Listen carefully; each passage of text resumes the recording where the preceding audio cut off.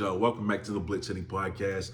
And we're going over a week one recap of what happened at HBCU football because it was very chaotic. So the title of this video is What We Learned. Going forward, every recap of every week will be titled, What Did We Learn?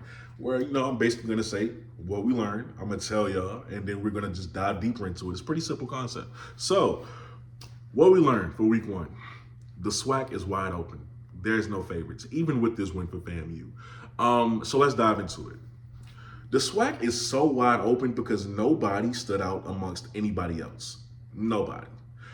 Even with FAMU finally getting over the hurdle to beat Jackson State, they looked so good, so unstoppable in the first half, and then they completely took their foot off the pedal in the second half. Completely. What do I mean by that? Jeremy Musa is the best quarterback in the Swac, according to a lot of people. And yet there were so many throws that he missed that should have resulted in touchdowns and or a big play. But he missed it. There were so many points left on the field for FAMU. They should have been in the 40s. Should have been. But it didn't happen because the OC took his foot off the pedal, even though he was in his bag in the first half, whoever was calling plays. And of course, Jeremy Musa, matter of fact, I don't even know if I could blame this on the offensive coordinator. Jeremy Musa has to make those throws. The play calling was good. I'm not going to blame the play caller.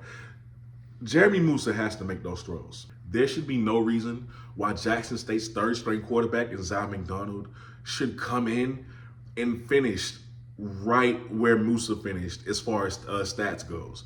Should be no reason for it. He took his foot off the pedal.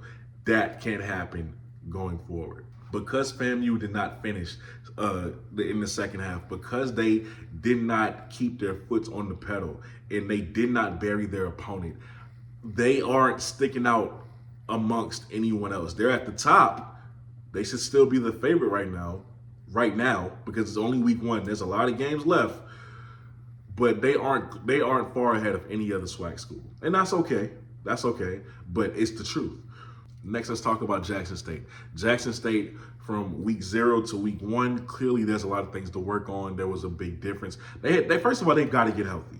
They've got to get healthy. Seven McGee has got to get on the field, and he will be soon. We just don't know when that is. Seven McGee has got to get on the field. That's why he didn't play. Isaiah Spencer is a beacon of hope for you guys. Irv Mulligan is completely relentless and unstoppable. Is one of the best running backs in the SWAC right now. My God, you think you're able to get him down, but he's going to get at least 5 more yards on the extra effort when he's running the football. He's been great. Rico Powers is still a top 2 receiver in the SWAC. You have a lot going for you guys. Defensively, you're still not even bad. Okay, if we're being honest with you, a lot of that momentum and a lot of those points for FAMU came from special teams, which is something that you need to get under wraps right now after last week. But a lot of those points came from special teams, and Jamari Shareed was just getting off, right? So you know what you have to fix. FAMU isn't a favorite.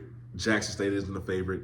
You look at Alabama State. FAMU isn't far ahead of anyone. Jackson State is not far ahead of anyone. Then you look at Alabama State. Defensively, they looked very good versus Southern.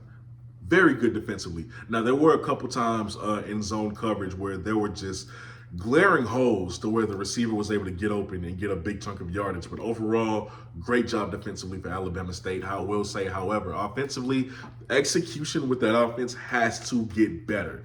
There were a few times where I saw this one receiver, I think he was number 81 or 83, because he displayed poor blocking, the play that had so much potential to end up as a big play didn't, just because of him alone. Because of him alone. Twice I've seen his blocking ability and it wasn't good, and it led to an average play instead of just being a big play.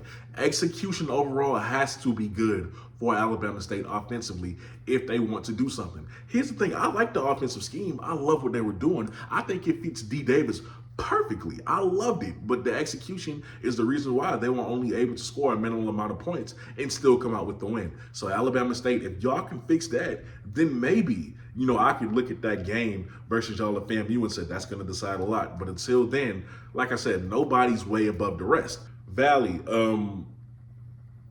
we ain't going to say much about Valley.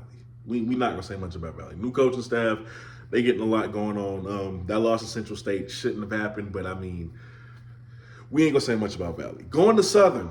Southern, you looked really good defensively as well versus Alabama State. You were able to take advantage of things that they weren't able to do well, and ultimately hold them to 14 points, I believe, because I think the score was 14-10 or something like that. So great job defensively. Offensively, you still struggle at quarterback. And if I'm being honest with you, your run game wasn't necessarily spectacular, which has always been your bread and butter, right? But I know y'all are going to be great in that. This is just week one. Quarterback-wise, find a game early on in the season where that freshman quarterback, I think his name is Jalen, who I made a video about, see what he has. See what you have at quarterback going forward, because you guys have a lot of potential, and you don't want to constantly have this be the reason why you can't get to Atlanta. You don't want to have that. So figure out fast what you have at the quarterback position. Texas Southern, dangerous. I knew since Andrew Body's freshman year that at some point they were not going to be a passover, a walkover anymore. With that being said, Andrew Body is the reason why they lost that game versus PV. He's still a great player. He had a great game, but that last mistake was the reason why. So going forward, Texas Southern is not going to be somebody that you can walk all over, especially with this new wide receiver, Quay Davis. Him and Andrew Body, they're going to be a great duo together. That's going to be a test for any team they face. They're going to be a test for. So now you have to account for them. However, they also are not ahead of anyone else in the Swac. And then PV. PV was able to put up damn near 40 points. They look good offensively as well. Defensively, you're going to have to figure something out. You're going to have to figure it out. Again, this is only week one, but all of these schools, from what they're showing me, nobody is way above the next person in the Swac. Nobody.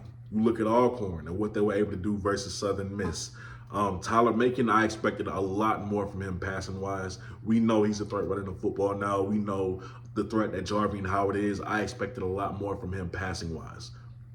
Nobody is far above the next team in the Swac.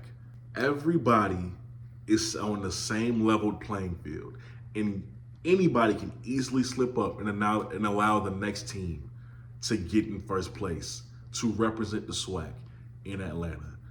That's the good news. We can tease everybody about the losses, and that's cool. That's trash talk. That's what it is in college football. But nobody is above the rest. This is a level playing field.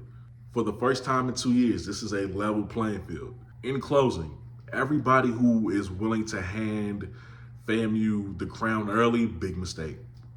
Everybody who is willing to write off certain schools like Jackson State, big mistake. Let the season play out and see where everyone lands. Not saying FAMU can't get there or won't get there. Not saying that Jackson State will get there. Let the season play out. At least let's get to the middle of the season so we'll really know what's up. But after week one, coming to all these conclusions after 1 week of football is damn near idiotic. So let's stop it. Nobody is above anyone else. This is a very chaotic week. It showed us a lot, but we still got a lot to see. The Swac is up for grabs. For the first time in 2 years, people have said it, but it wasn't true. We knew who was going. For the first time, the Swac is really up for grabs. With that being said, you let me know what you think about this video down below in the comments section. I'm your host, Kobe Orr. You are watching the BlitzCity Podcast. I'll see y'all next time.